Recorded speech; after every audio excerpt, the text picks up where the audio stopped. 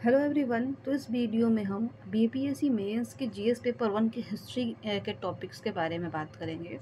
History में आपको जो हिस्ट्री का अगर आप सिलेबस देखेंगे जीएस 1 का, तो उसमें आपको 3 पर्सनालिटीज को स्पेसिफिक रूप से मेंशन किया गया है। महात्मा गांधी, जवाहरलाल नेहरू और रविंद्रनाथ टैगोर। इन तीनों के विचारधाराओं से संबंधित क्वेश्चन बीपीएससी मेंस के एग्जाम में पूछे जाते हैं।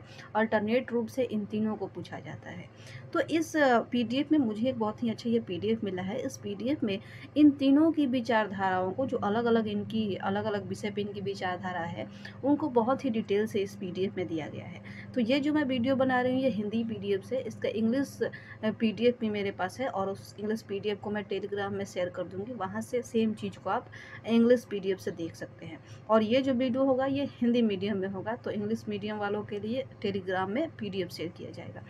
तो इस वीडियो में हम मुख्य रूप से महात्मा गांधी की जो विचारधारा है इसके बारे में पढ़ेंगे। उसके बाद फिर नेक्स्ट वीडियो में जवाहरलाल नेहरू और फिर अगले वीडियो में रविंद्रनाथ टैगोर। तो इन तीनों को हम 3 वीडियो में इनकी विचारधाराओं को कंप्लीट करेंगे। तो महात्मा गांधी से शुरू करते हैं। महात्मा गांधी की दिया गया है पहले दार्शनिक विचारधारा। तो गांधी जी ने कभी भी अपने विचारों के बारे में मौलिकता का दावा नहीं किया। वे स्वयं अपने विचारों को गांधीवाद की संज्ञा देने के पक्ष में नहीं थे। हालांकि बाद में उनके विचारों पर आधारित पद्धति को गांधीवाद का नाम दे दिया गया। गांधी की आस्था अपने विचारों को संकलित करने में नहीं, वरन जीवन भर उन विचारों पर अनुगमन करने में थी। गांधी अपने विचारों के विरोधाभास को प्रायः वर्तमान संदर्भों में संशोधित कर लिया करते थे। गांधी जी के विचार उनके जीवन में सत्य के साथ किए गए प्रयोग हैं। जीवन में सत्य के साथ प्रयोग गांधी जी के विचार सर्वकालिक सत्य लगते हैं, अर्थात वे आज भी उतने ही प्रासंगिक लगते हैं जितने तब थे जब गांधी जी ने उनका प्रयोग किया था। गांधी जी द्वारा कुछ प्रमुख मुद्दों पर व्यक्त किए गए विचार निम्नवत है। तो गांधी जी की दार्शनिक विचारधारा दी गई है। दार्शनिक विचारधारा में बताया गया है कि सत्य के साथ प्रयोग जो है, इसको ये जो आज के संदर्भ में देखें तो ये सत्य लगता है, यानी कि उतने भी प्रासंगिक है ये शब्द सत्य के साथ प्रयोग। तो उनका विचारधारा कुछ अलग अलग मुद्दों पर दिया गया है। तो सबसे पहले जो विचारधारा दिया गया है वो है त्यागग्रह और अहिंसा। तो त्यागग्रह और अहिंसा पर गांधी जी के क्या विचार थे? गांधी के विचारों पर भारतीय दर्शन एवं बाइबिल, रूसो, टॉल्स्टॉय जैसे व्यक्तियों का स्पष्ट प्रभाव परिलक्षित होता है। अहिंसा के माध्यम से असत्य पर आधारित बुराई का विरोध करना ही क्या है, तो सत्याग्रह है। और इसका पहला प्रयोग गांधी जी ने दक्षिण अफ्रीका के भारतीयों द्वारा सरकार के विरुद्ध की जाने वाली अहिंसक कार्रवाई के दौरान किया था। गांधी का मानना है कि प्रत्येक व्यक्ति के भीतर सत्य का अंश है और उसे इस सत्य की अनुभूति कराई जा सकती है। असत्य को सत्य से और बुराई को भलाई से ही जीता जा सकता है। गांधी जी स्वयं इस सत्य को सफलतापूर्वक जीवन में अमल में लाते रहे। उनके अनुसार हृदय परिवर्तन से ही असत्य के विरोध में सत्य का अनुपालन संभव हो सकता है। गांधी इस सत्य के पाठ पर अनुगमन करने वाले को सत्याग्रही की संज्ञा देते हैं। सत्याग्रही की कर्तव्य यह है कि वह प्रत्येक व्यक्ति के भीतर मौजूद सत्यानुभूति को उजागर करे। इसके लिए उसके पास पर्याप्त आत्मबल और निस्वार्थ भावना का होना आवश्यक है। इसके साथ ही सत्याग्रही को सुख का परित्याग करके अनेक दुख या यातनाएं सहकर बुराई का प्रतिरोध करना पड़ सकता है, और तभी वह अपनी विरोधी इस बात को एहसास करा पाएगा कि उसकी आत्मशक्ति बुराई के समक्ष किसी भी सूरत में झुकने वाला नहीं है। तो गांधी जी इसमें क्या बताए हैं, जो त्यागग्रह और अहिंसा है, कि असत्य को सत्य से और बुराई को भलाई से जीता जा सकता है।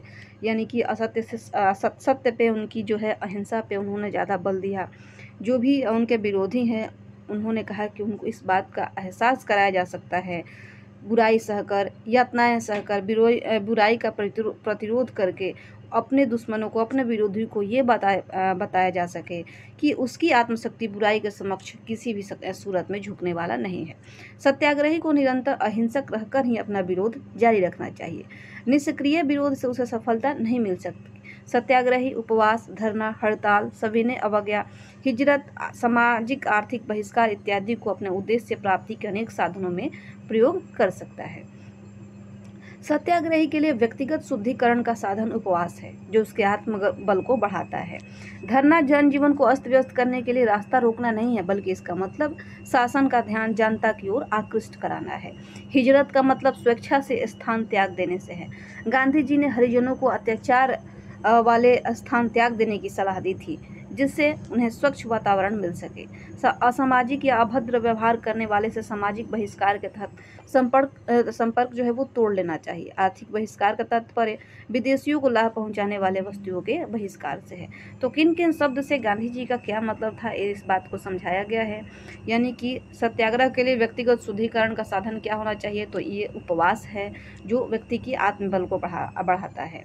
धरना क्या है, तो ये जनजीवन व्यस्त करने के लिए रास्ता रोकना नहीं, बल्कि इसका मतलब जो है शासन का जो ध्यान है वो जनता की ओर आकृष्ट कराना है। हिजरत का मतलब उन्होंने बताया था स्वेच्छा से अपने स्थान का त्याग कर दीजिए। गांधी जी ने हरिजनों को अत्याचार करने वाले स्थान पर त्याग देने की सलाह दी थी, जिससे उन्हें स्वच्छ वातावरण मिल सके। तो इस तरह से उनके क्या अलग अलग विचार थे, अलग अलग शब्दों को लेकर इसके बारे में दिया गया है। गांधी जी के सत्याग्रह एवं अहिंसा के सिद्धांत अन्योन्याश्रित हैं। कोई भी व्यक्ति बगैर अहिंसक हुए सत्याग्रही नहीं हो सकता। यहाँ अहिंसा केवल किसी जीव मात्र की हत्या न करना नहीं, बल्कि यह प्राणी के एकत्व पर आधारित नैतिक दृष्टि है।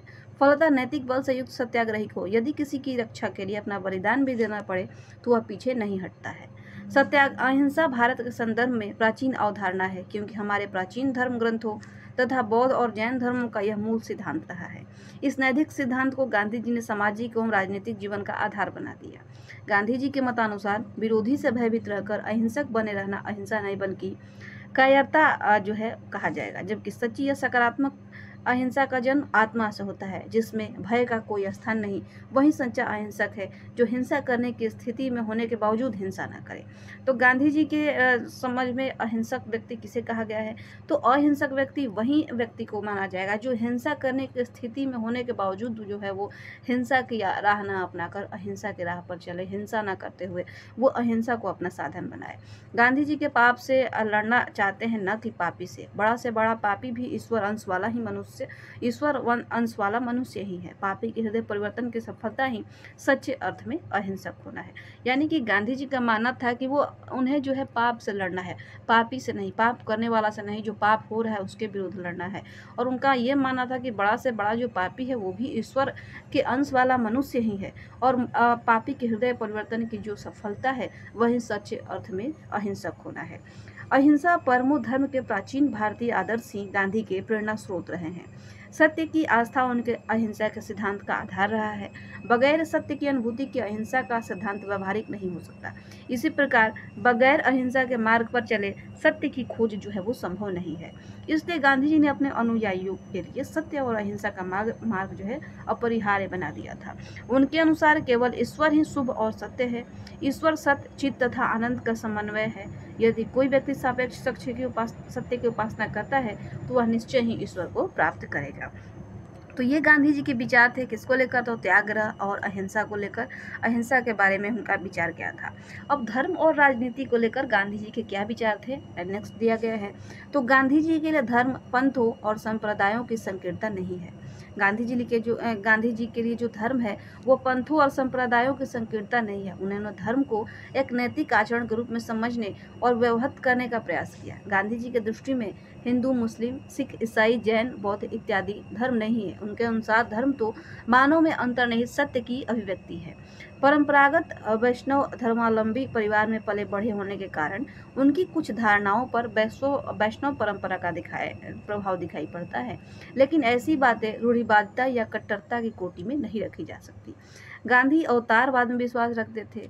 जब देश या लोगों को पर कोई प्राकृतिक विपदा आती थी तो उसे वे लोगों को उनकी गलतियों का दंड मानते थे, लेकिन वे सामाजिक संदर्भों में धर्म की बात किया करते थे तो उससे उनका अभिप्राय किसी धर्म या संप्रदाय विशेष से बिल्कुल नहीं होता था। गांधी धर्म समभाव के सिद्धांत के घोर पक्षपाती थे। लोगों को वे बार बार स्मरण दिलाते थे कि किसी भी धर्म ग्रंथ में दूसरे धर्म की निंदा नहीं की गई है। भारत जैसे देश के लिए गांधी जी की धर्म संबंधी व्याख्या निस्संदेह एक क्रांतिकारी दृष्टि थी, जिस पर अमल करते हुए धार्मिक विद्वेष और सांप्रदायिकता जैसे समस्या से बचा जा सकता है। देखा जाए तो धर्मनिरपेक्षता का सबसे बड़ा उदाहरण हमें गांधी में ही देखने को मिलता है। तो ये जो सारे शब्द दिए गए हैं, जैसे सर्वधर्म समभाव, ये जो सारे शब्द दिए गए हैं, धर्मनिरपेक्षता, तो इन सभी शब्दों को अगर आप अपने आंसर में यूज करते हैं तो ये आपको आंसर को थोड़ा सा स्पेसिफिक बनाएगा। काफ़ी मार्क्स फेचिंग इस इन सारे शब्दों को इस्तेमाल करके आप अपने आंसर को बना सकते हैं। गांधी जी ने धर्म और राजनीति के बीच समन्वय स्थापित किया। धर्म विहीन राजनीति को वे बेईमानी मानते थे। उनके अनुसार धर्म या नैतिकता के अनुरूप किया गया राजनीतिक कृत्य ही वांछनीय है। यदि हम दुश्मन की कठिनाई का राजनीतिक लाभ उठा सकने की स्थिति में हो तब भी हमें ऐसा करने से बचना चाहिए। द्वितीय विश्व युद्ध के समय ब्रिटिश सरकार के विरुद्ध आंदोलन न करना इसका प्रमुख उदाहरण है। उस समय उन्होंने कहा था कि इस समय हमारा धर्म यह है कि हम अंग्रेजों से नाजायज लाभ लेने का प्रयास न करें, बल्कि यदि आवश्यकता हो तो उनके विरुद्ध चलाया जा रहा सारा आंदोलन ही वापस ले ले।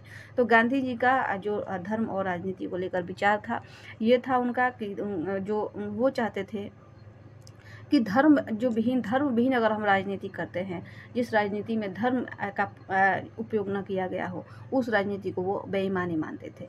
यानी कि दुश्मन की कठिनाई का राजनीतिक लाभ अगर हम उठा सकने में सक्षम भी हैं, तभी हमें इस कार्य को करने से बचना चाहिए। और इसका प्रमुख उदाहरण भी उन्होंने कब पेश किया, तो द्वितीय विश्व युद्ध के समय जब ब्रिटिश सरकार के विरुद्ध उन्होंने कहा कि हमें तो इनकी सहायता करना चाहिए, और जो भी आंदोलन भी कर रहे हैं वो भी हमें वापस लेना चाहिए। तो ये सारे इनके धर्म और राजनीति से लेकर उनके विचार थे। अब राम राज्य और ग्राम स्वराज्य को लेकर गांधी जी की क्या विचारधारा थी, तो भारत में राम राज्य धार्मिक आवरण में समाज के उचित संचालन हेतु राजनीति का एक मॉडल है। राम राज्य की परिकल्पना संभवतः गांधी की सबसे महत्वपूर्ण परिकल्पना रही है। गांधी का राम राज्य यूटोपिया नहीं है। गांधी ने एक ऐसे आदर्शवादी राम राज्य की कल्पना की थी जहां दंड की आवश्यकता ही न पड़े। ऐसे राम राज्य में राम किसी डायरेक्टर या अधिनायक के रूप के प्रतीक न होकर राज्य के प्रतीक थे। यहाँ राम केवल शासन करने वाले नहीं बल्कि शासित होने वाले भी हैं। उनका कहना था कि यदि सर्वोदय के सिद्धांत का पालन किया जाए तो राम राज्य स्वतः जो है स्थापित हो जाएगा। मनुष्य के नैतिक विकास के क्रम में जब राम राज्य की स्थिति आती है तो दंड विधान करने वाली राजनीतिक सत्ता की आवश्यकता स्वतः ही समाप्त हो जाती है। यानी कि गांधी जी एक ऐसे आदर्शवादी राम राज्य की कल्पना करते थे जहाँ की दंड देने की किसी को आवश्यकता ही ना पड़े। यहाँ केवल राम जो है शासन करने वाले से ही तात्पर्य उनका नहीं था, बल्कि जो शासित होने वाले भी हैं उनसे भी इनका तात्पर्य था। गांधी जी का मानना था कि समाज में अहिंसा पूरी तरह स्थापित नहीं हो सकती, इसलिए राज्य के विरुद्ध होते हुए भी उन्हें स्वराज्य की बात की थी। उनके अनुसार स्वराज्य इस प्रकार विकेंद्रीकृत सत्ता है जिसमें राज्य के हस्तक्षेप की जरूरत ही न पड़े। प्रत्येक गांव शासन के मामले में आत्मनिर्भर हो, वह प्रेम एवं अहिंसा के आधार पर सहयोगिता का सिद्धांत निर्धारित करे। ऐसी स्थिति में ही राज्य विहीन समाज की स्थापना हो सकती है। गांधी इस बात को अच्छी तरह से जानते थे कि उनके द्वारा बताई गई व्यवस्था एक ऐसी आदर्श व्यवस्था है जिसे उसी रूप में प्राप्त नहीं किया जा सकता जैसे कि उसके बारे में कल्पना की गई है। लेकिन आदर्श समाज बनाया ही इसलिए जाता है कि उसके नजदीक पहुंचने का प्रयत्न किया जाए। गांधी के इस आदर्शवादी सिद्धांत के आधार पर जवाहरलाल नेहरू ने कल्याणकारी राज्य बनाने का प्रयत्न किया। अब अस्पृश्यता और अछूतोद्धार को लेकर गांधी जी की क्या विचारधारा थी, इसके बारे में आगे दिया गया है। तो गांधी जी की अस्पृश्यता को हिंदू समाज के लिए अभिशाप मानते थे, फलतः जीवन भर इसके खिलाफ संघर्ष करते रहे। गांधी वर्णाश्रम के पक्ष में थे, लेकिन ऐसा मानने के बावजूद छुआछूत को वो समाज की प्रगति में बाधक मानते थे। उनके अनुसार समाज में सभी व्यक्तियों की स्थिति समान होनी चाहिए और उन्हें बराबर का अधिकार भी मिलना चाहिए। वर्ण व्यवस्था की उत्पत्ति जब वैदिक काल में हुई तब इसका उद्देश्य काम का बंटवारा करना था, न कि किसी काम को छोटा या बड़ा समझना। वर्ण व्यवस्था में गांधी जी का विश्वास इसलिए था क्योंकि इस पद्धति में व्यक्ति को अपनी रुचि और योग्यता के मुताबिक काम मिलता था। रुचि तथा योग्यता के अनुसार कार्य का बंटवारा ही गांधी का सिद्धांत था। मैला ढोने वाले जमादार का लड़का भी मैला ही ढोए, यह कोई जरूरी नहीं है। यदि इसके अंदर डॉक्टर या इंजीनियर बनने की अदम्य लालसा और योग्यता है तो उसे उसका पूरा हक मिलना चाहिए। यदि हम उसे भी मैला ढोने के लिए विवश कर दें, न तो उसका उद्धार होगा और न ही हमारा समाज प्रगति की ओर अग्रसर हो पाएगा। यानी कि गांधी जी जो थे, इनकी जो है वर्ण व्यवस्था में इनका विश्वास था। ये वर्ण व्यवस्था के जो थे साथ थे। ये चाहते थे कि जो वर्ण व्यवस्था बनाई गई है, यानी कि योग्यता के अनुसार जो काम दिया जाता है वो अच्छी चीज़ है। जो उनकी योग्यता है उन्हीं के अनुसार उसका काम मिलना चाहिए। और ये जो विभाजन किया गया था वर्ण व्यवस्था, उसके जो थे वो सहयोगी थे। कालांतर में जब वर्ण व्यवस्था टूटने लगी तो जातियां और उपजातियां बनने लगी। ऐसा पूर्व मध्यकाल में अधिक हुआ जब बड़ी संख्या में विदेशी जातियां भारत में आई और यहाँ की सभ्यता और जनजीवन में समाहित हो गई। जाति व्यवस्था की उत्पत्ति के साथ ही समाज में विकृति भी आती गई और अस्पृश्यता की भावना के चलते कुछ जातियां बिल्कुल निकृष्ट और अछूत माने जाने लगी, जिनकी परछाई को भी अपवित्र मानकर उसे बचा जाता था। गांधी जी ने अछूतोद्धार के लिए अनेक क्रांतिकारी कदम उठाए। गांधी जी का विचार था कि भारतीय समाज की उन्नति तब तक नहीं हो सकती जब तक छुआछूत की भावना को जड़ से उखाड़ा नहीं जाए। इस संदर्भ में उन्हें महाराष्ट्र के निम्न जाति के सुधारक महात्मा ज्योतिबा फुले से भी प्रेरणा मिली। गांधी जो कुछ भी कहते थे उनके अनुसार स्वयं भी वो आचरण करते थे। उनकी कथनी और करनी में कोई भेद नहीं था। इसलिए उन्होंने साबरमती और सेवाग्राम आश्रम में सबसे पहले अछूतोद्धार का काम किया और हरिजन पत्रिका का प्रकाशन किया। दलितों को सम्मानजनक स्थिति देते हुए उन्होंने ही सर्वप्रथम उसके लिए हरिजन शब्द का इस्तेमाल किया। भारत में सदियों से मैला उठाने और अपने सिर पर ढोने की प्रथा सर्वाधिक निकृष्ट कार्य समझी जाती रही, लेकिन गांधी जी ने हरिजन बस्तियों में जाकर बिना हिचक के स्वयं यह कार्य किया और अपने आश्रम वासियों तथा अनुयायियों को भी ऐसा करने का निर्देश दिया। इसका उद्देश्य यह था कि ऐसा करने में निम्न जाति के लोगों के अंदर बैठे हुई छोटेपन की भावना बाहर निकलेगी और उनमें स्वयं ही समाज के उच्च वर्ग के लोगों के बीच स्थापित करने का आत्मविश्वास पैदा होगा। गांधी जी ने स्वर्णों को चेतावनी देते हुए याद दिलाया कि जो भी अपने जैसे मनुष्यों को के कामों को निकृष्ट समझकर उन्हें नीचा समझेगा, वह जघन्य अपराध तथा पाप का भागीदार होगा। उनके अनुसार एक मनुष्य के रूप में मेहतर की भी वही अहमियत है जो एक डॉक्टर या इंजीनियर की है। अछूतोद्धार के अपने प्रयासों के क्रम में गांधी जी ने अंग्रेजी सरकार से भी इस दिशा में कानून बनाने का आग्रह किया था। इस कार्य में उन्हें भीमराव अंबेडकर जैसे नेताओं का सक्रिय सहयोग मिला। गांधी जी के प्रयासों के परिणाम स्वरूप हरिजनों के मंदिर में प्रवेश पर लगाई गई रोक जो थी वो धीरे धीरे हटने लगी थी और आज यह लगभग पूरी तरह से समाप्त हो चुकी है। हालांकि तत्कालीन समय में ही कुछ अंधविश्वासों और कट्टरवादी तत्वों ने उनके प्रयासों का पुरजोर विरोध किया था, लेकिन वे गांधी को अपने पथ से जरा भी विचलित न कर सके। उन्होंने कहा था कि चूंकि अछूत माने जाने वाले वर्ग सर्वाधिक कमजोर है, इसलिए परमपिता ईश्वर की दृष्टि में भी वह सर्वाधिक प्रिय है। यही कारण है कि उन्होंने अछूतों को हरिजन संज्ञा से विभूषित किया। उनके राम राज्य और सर्वोदय का सिद्धांत सर्वधर्म समभाव और सर्वजन हिताय पर आधारित है, जिससे समाज के सभी लोगों को बराबरी का अधिकार प्राप्त हो। अब सामाजिक समता और सांप्रदायिकता को लेकर गांधी जी के विचार दिए गए हैं। तो महान दार्शनिक रूसो ने कहा है कि सभी व्यक्ति समाज में पैदा होने के कारण समान है। समानता ही गांधी के समस्त सामाजिक विचारों का आधार है। उनकी समानता की अवधारणा रूसो से कुछ भिन्न है। सभी व्यक्ति एक ही ईश्वर के संतान होने के कारण समान है। एक पिता जैसे अपने बच्चों में अंतर नहीं कर पाता, उसी प्रकार एक ईश्वर के लिए भी मनुष्यों में अंतर कर पाना कठिन है। धरती जहाँ कहीं भी असमानता दिखाई देती है वह मनुष्य द्वारा निर्मित होती है, यानी कि धरती पर जहाँ कहीं भी आपको असमानता देखने को मिलती है वह जो है मनुष्यों के द्वारा ही बनाई हुई होती है। कोई व्यक्ति यदि दूसरे को जाति, धर्म, व्यवसाय या किसी अन्य आधार पर निकृष्ट समझता है तो वह निस्संदेह ईश्वर द्वारा बनाए गए नियम का उल्लंघन करता है और यह कार्य सभी व्यक्ति, संस्था और राज्य द्वारा किया जा सकता है। जब समाज से ऊंच नीच का अप्राकृतिक और मनुष्य निर्मित भाव समाप्त कर दिया जाए, तभी गांधी के मुताबिक आदर्श समाज की स्थापना संभव हो सकेगी। समाज की संरचना धर्म द्वारा अनुमोदित नैतिकता पर आधारित रहेगी, तभी गैर बराबरी का भाव समाप्त हो पाएगा। केवल कानून बना देने से असमानता का भाव समाप्त नहीं हो सकता। जिस राज्य की राजनीति नैतिकता पर आधारित नहीं हो और बुनियाद केवल शक्ति की आतंक पर ही टिकी हो, वह निश्चित ही समानता का भाव पैदा नहीं कर सकती। इस संदर्भ में धर्म की भी बात आती है। राजनीति धर्म द्वारा ही नियंत्रित और मर्यादित होती है, इसलिए राजनीति और धर्म दो अलग अलग धारणाएं कतई नहीं है।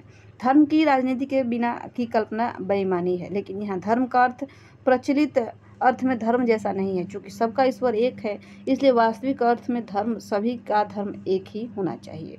जब समाज में इस तरह की भावना आ जाएगी तभी समानता की स्थिति आ सकती है। 16वीं शताब्दी में जिस प्रकार निर्गुण संत कबीर ने सांप्रदायिकता पर अपने व्यंग बाण चलाकर प्रहार किया था, लगभग उसी प्रकार गांधी जी ने अपनी पूरी शक्ति से सांप्रदायिकता पर प्रहार करके उसे छिन्न भिन्न करने की कोशिश की। वे हिंदू मुसलमानों के बीच प्रेम और सौहार्दपूर्ण संबंध देखना चाहते थे। गांधी के धर्म शाश्वत मूल्यों के आधार पर एकता की बात करते हैं। गांधी की विचारधारा पूरी तरह समकालीन यथार्थ पर आधारित रही है। वर्ष 1947 में भारत पाकिस्तान के बंटवारे और इस अवसर पर हुए सांप्रदायिक दंगों से गांधी सर्वाधिक आहत हुए थे। संभवतः उनको पहली बार यह लगा कि सत्य की दिशा में किया गया उनका एक प्रयोग जो है वो असफल हो गया। अब स्त्री पुरुष की समता को लेकर गांधी जी के विचारों के बारे में दिया गया है। तो गांधी जी की समानता के सिद्धांत का एक महत्वपूर्ण पहलू स्त्री पुरुष के बीच पारस्परिक समानता की भावना भी है। गांधी जिस भारत में जन्मे थे वहाँ नारी का स्थान पुरुष से काफी भिन्न था। उसे कभी कभी तो शूद्र की श्रेणी में भी रखा गया। बाल विवाह, सती प्रथा, विधवा विवाह, पर्दा प्रथा जैसी कुरीतियों के कारण महिलाओं की स्थिति काफी निम्न थी। गांधी जी जानते थे कि स्त्री पुरुष के बीच इस भेदभाव का प्रमाण दार्शनिक या धार्मिक ग्रंथों में कहीं भी नहीं मिलता। पर्दा प्रथा और सती प्रथा जैसी कुरीतियां मध्ययुगीन सामंती परिवेश के कारण उदित हुई थी, जिनसे भारतीय समाज लगातार अवनत किया गया था। स्त्रियां किसी देश की आधी जनता है। गांधी जी मानते थे यदि किसी देश की आधी जनता को निष्प्राण निष्क्रिय कर दिया जाए तो वह देश उन्नति नहीं कर सकता है। 18वीं शताब्दी में राजा राम मोहन राय, ईश्वरचंद्र विद्यासागर, ज्योतिबा फुले आदि समाज सुधारक स्त्रियों की दशा सुधारने के लिए अतुलनीय सफल प्रयास कर चुके थे। अपने पूर्ववर्तियों का समर्थन करते हुए गांधी ने अपने आश्रम में स्त्री पुरुष को बराबरी का स्थान दिया। कस्तूरबा गांधी को उन्होंने इसकी देखरेख का कार्य सौंप रखा था। गांधी जी पुरुषों को इस बात से अक्सर आगाह करते थे कि यह बात उन्हें गांठ बांध लेनी चाहिए कि स्त्रियां जो है अबला नहीं है। स्त्रियां वह सब कुछ कर सकती हैं जो पुरुष कर सकते हैं। उनका तो यहाँ तक कहना था कि जननी के रूप में नारी पुरुषों की अपेक्षा मानव मूल्यों को कहीं अच्छी तरह समझती है और उन्हें संजो कर रखती है। वह समाज में नैतिकता के प्रसार का महत्वपूर्ण कार्य करती है और इस कारण पुरुष से नीचा या अधम मानना न केवल प्रकृति के नियमों का उल्लंघन है बल्कि ईश्वर की दृष्टि में भी ये पाप है। गांधी जी विवाह को काम क्षुधा शांत करने का एक साधन न समझकर उसे एक पवित्र बंधन मानते थे। ईश्वरचंद्र विद्यासागर से प्रभावित होकर वे भी विधवा विवाह के घोर समर्थक थे। वे मानते थे कि स्वेच्छा से विधवा बने रहना गलत नहीं है, लेकिन किसी स्त्री को जबरन विधवा बने रहने के लिए बाध्य करना जो है गलत नहीं बल्कि पाप है। गांधी जी ने बालिकाओं के अल्प आयु में विवाह को भी अनुचित करार दिया था। उनके अनुसार स्त्री को भी वे सभी अधिकार होने चाहिए जो पुरुष को मिले हैं और जिस प्रकार नारी सामाजिक समानता के अधिकारी है उसी प्रकार उन्हें राजनीतिक समानता का अधिकार प्राप्त होना चाहिए। यद्यपि उन्हें राजनीति में आने का पूरा अधिकार है, लेकिन उनका यह कर्तव्य भी है कि वे एक शुद्ध गृहिणी की तरह अपने घर की समुचित देखभाल करें। गांधी नारी की माता की भूमिका से सर्वाधिक प्रभावित थे। वे यह मानते थे कि भारतीय परिवारों में सच्ची सुख शांति बगैर नारी की सक्रिय भूमिका के नहीं आ सकती है। अब सर्वोदय को लेकर गांधी जी के क्या विचार थे? तो सर्वोदय शब्द यानी सभी और उदय अर्थात उत्थान से बना है, अर्थात सभी का उत्थान। भारत अपने संस्कृति के प्रारंभ से ही सर्वे भवन्तु सुखिनः अर्थात संसार में रहने वाले सभी लोग सुखी हो के सिद्धांत पर अनुगमन करता रहा है। सर्वोदय सिद्धांत में समाज में रहने वाले सभी व्यक्तियों का महत्व बराबर का माना जाता है। सर्वोदय गांधी जी की समस्त राजनीतिक धारणाओं के मूल में था। रस्किन की कृति unto the last Gandhi की सर्वोदय संबंधी धारणाओं का मूल बिंदु है, ऐसा कई आलोचक मानते हैं, लेकिन यह सत्य का केवल एक पक्ष ही है। वस्तुतः इस संदर्भ में वे काफी पहले ही चिंतन कर रहे थे। कुछ विद्वानों का मानना है कि गांधी ने बेंथम तथा मिल जैसे राजनीतिक चिंतकों की उपयोगितावादी दृष्टि के विरोध में सर्वोदय का सिद्धांत जो है स्थापित किया था। उनका यह मानना था कि अधिकांश लोगों के सुखी और समृद्ध रहते हुए भी यदि किसी राज्य का एक व्यक्ति भी भूखा हो तो वह राज्य आदर्श नहीं हो सकता। उनकी उपयोगितावादी सिद्धांत भौतिकवाद का पर्याय ही है। उनके अनुसार किसी समाज की प्रगति का मानदंड उसकी धन संपदा नहीं हो सकती। उसकी प्रगति का आकलन उसके नैतिक चरित्र से किया जाना चाहिए। जिस तरह से ब्रिटेन में उपयोगितावाद का विरोध रस्किन तथा कार्लाइल ने किया, उसी तरह गांधी ने उन लोगों का विचार का खंडन किया जो कार्ल मार्क्स के सिद्धांतों से प्रभावित होकर भारतीय समाज को औद्योगिक समाज में परिणत करना चाहते थे। जवाहरलाल नेहरू का इसी मुद्दे पर गांधी से मतभेद था। नेहरू औद्योगिक समाज के पक्षधर थे और स्वतंत्रता के बाद उन्होंने भारत में लोकतांत्रिक समाजवाद स्थापित करने का सफल प्रयत्न भी किया। गांधी का सर्वोदय संबंधी सिद्धांत व्यक्तिगत स्वतंत्रता पर आधारित है, जिसमें समूची मानव जाति के कल्याण की भावना अंतर्निहित है।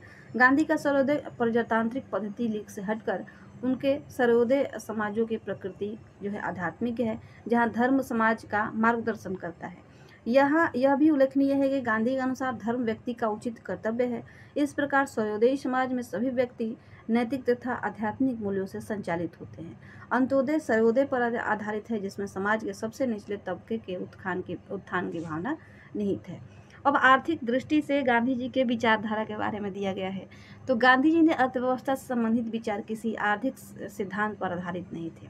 गांधी के वे विचार उनके अनुभवजन्य सत्य थे। गांधी ने भारतीय अर्थव्यवस्था और जनजीवन को काफी निकट से जाना था, इसलिए इन मुद्दों पर व्यक्त किए गए उनके विचार आज भी उतने ही प्रासंगिक लगते हैं। गांधी ऋणहीन भौतिकवाद के विरोधी थे। उनका यह विचार सत्य और अहिंसा के सिद्धांतों पर आधारित थे।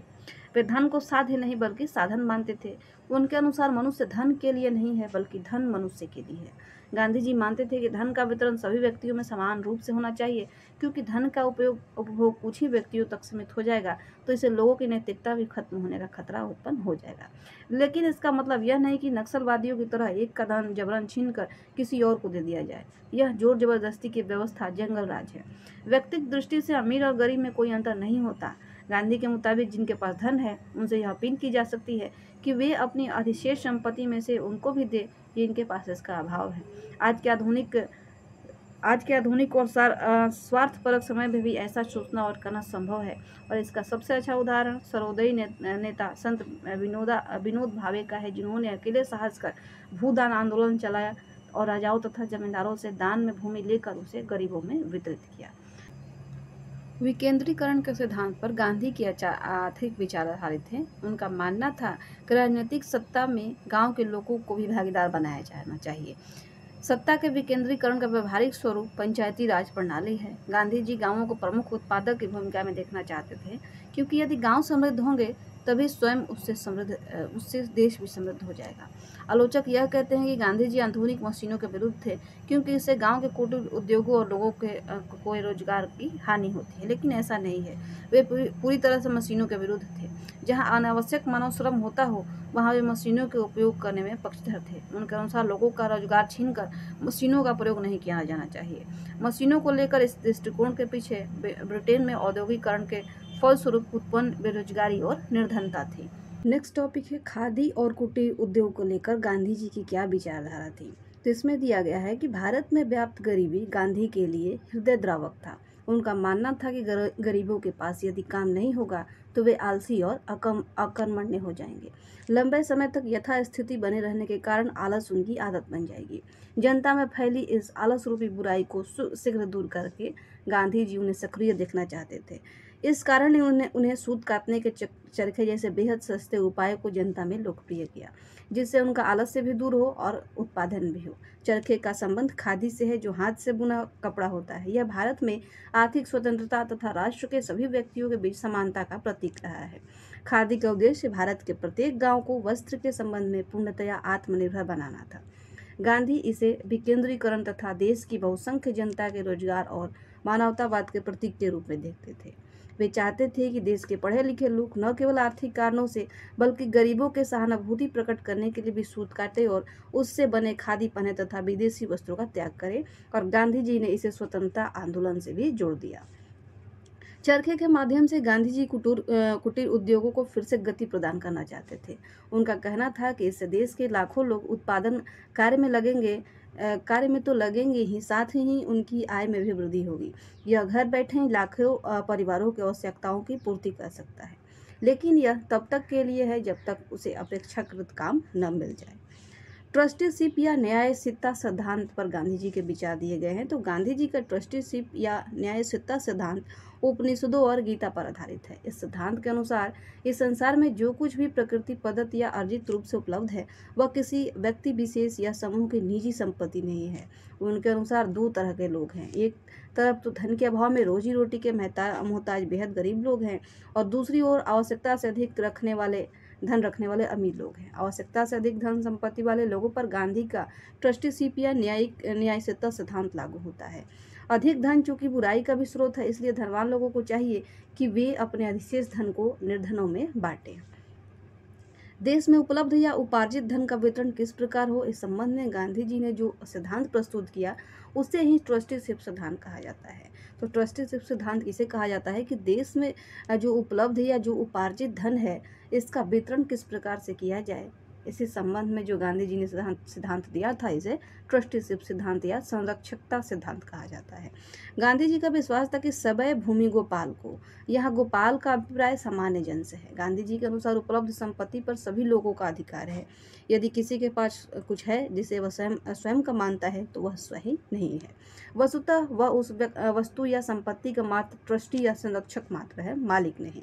इस सिद्धांत के अनुसार बाप की संपत्ति पुत्र की नहीं है। आवश्यकता से अधिक धन संपदा संचित कर रखने वालों को चाहिए कि ऐसी स्थिति संपत्ति जनहित में धारण करे।